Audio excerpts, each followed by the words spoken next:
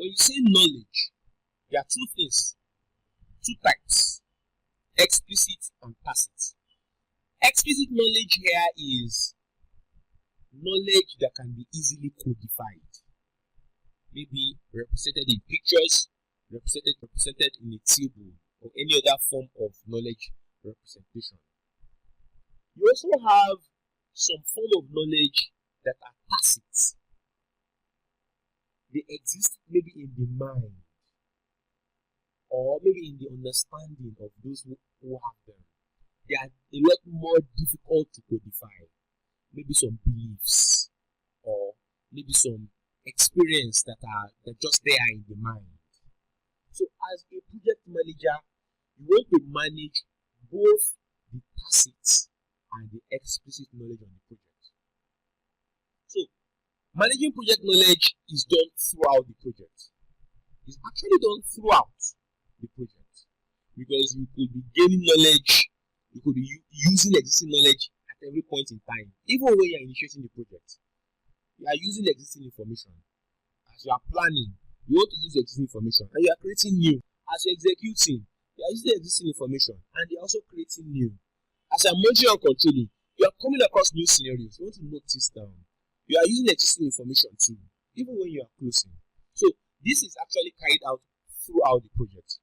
But PMI has put this process under executing, because that's the bulk of knowledge. Is assumed that the bulk of what you want to do is the bulk of efforts on the project could be put into executing. Of course, as much as into planning too anyway.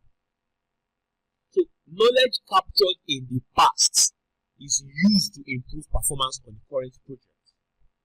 Knowledge created by the current project is documented well and made available to future projects. It is important to create an environment of collaboration and trust. Why? This is because if you don't have an environment of collaboration and trust, it will be difficult for you to get people to share information. It will be difficult for you to get your team members to collaborate well and share what they have learned.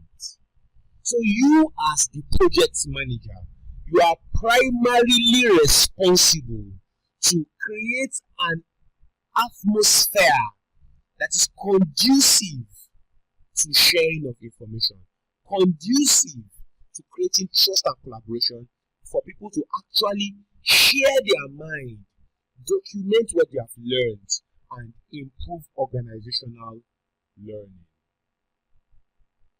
So when you say lessons learned, what do we mean?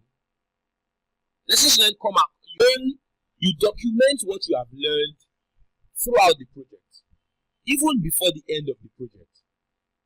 This is an opportunity that allows the team to learn something new and improve the project as they are on track to completing the project.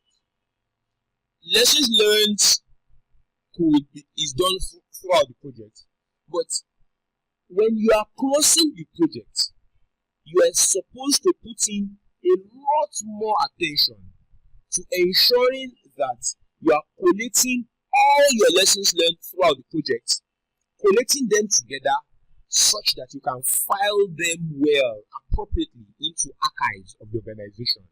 So this is done as part of closing the project.